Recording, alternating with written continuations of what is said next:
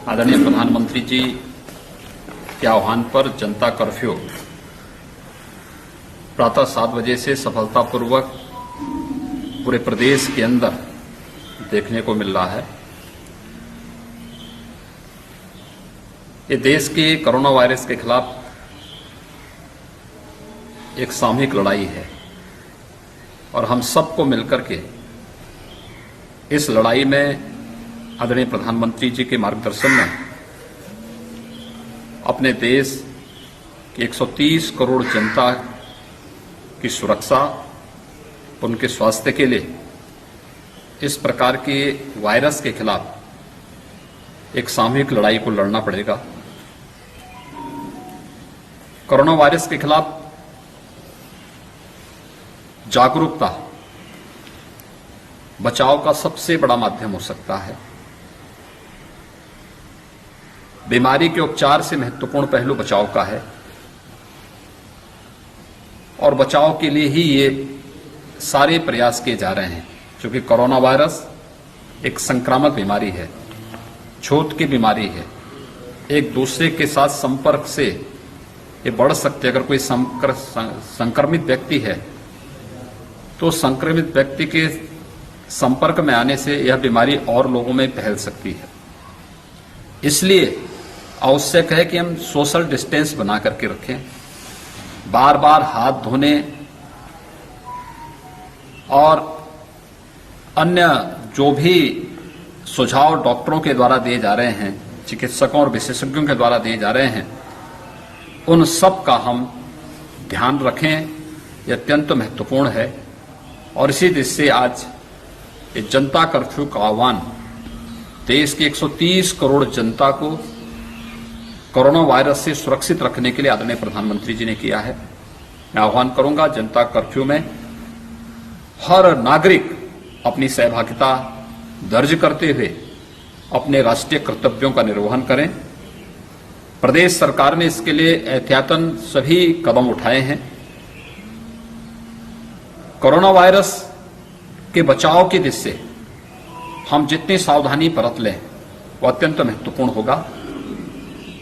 जो लोग इस संक्रमण की चपेट में आए थे, प्रदेश में यह संख्या कुल 27 थी, जिनमें से 11 पूरी तरह स्वस्थ हो चुके हैं। शेष सभी लोग स्टेबल हैं, तेजी के साथ उनके स्वास्थ्य में सुधार हो रहा है।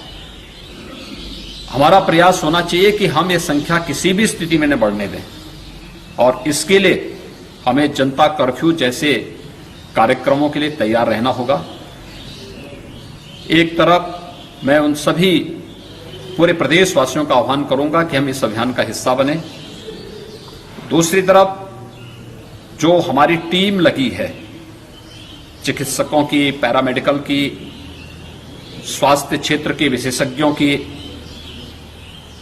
एसडीआरएफ, एनडीआरएफ, सेना, अर्धसैनिक बलों के जवानों की, पुलिस बल के जवानों की, प्रशासन के जुड़े हुए विभिन्न विभागों से जुड़े हुए जो हमारे अधिकारी और कर्मचारी हैं, इनके द्वारा जिस तरीके से फ्रंट फुट पर आकर के इस लड़ाई को लड़ने की कार्रवाई की जा रही है वह अभिनंदनीय है।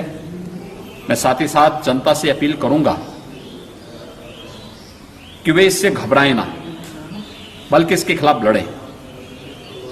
सरकार पूरी तरह उनके साथ में है।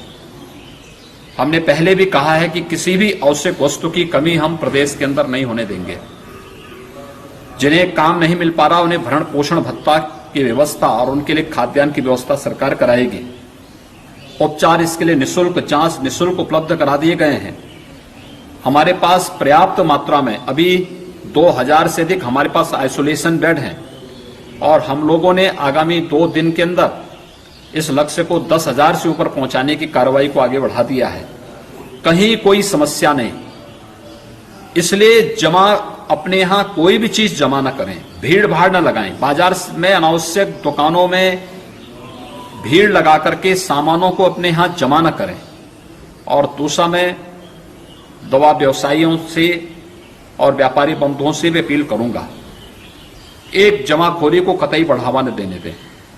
दूसरा, किसी भी वस्तु का दाम जो उसका वास्तविक एमआरपी है उससे अधिक दाम कतई न लें। अगर कहीं भी ये दुरुपयोग होने का या कहीं भी इस प्रकार की शिकायत मिलेगी, सरकार इस मामले में बहुत सख्त कार्रवाई करेगी। हर व्यक्ति इस बात को ध्यान में रखें, देश की इस लड़ाई में हर नागरिक की सहभागिता आवश्यक है।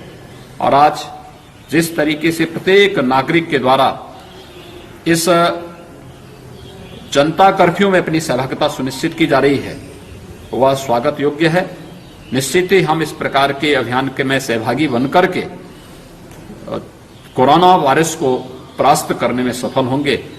इस पूरे अभियान के लिए जनता जनार्दन के सहयोग की अपेक्षा करते हुए मैं सबके प्रति इस लड़ाई में सहभागी बनने की भी अपील करता हूं। धन्यवाद।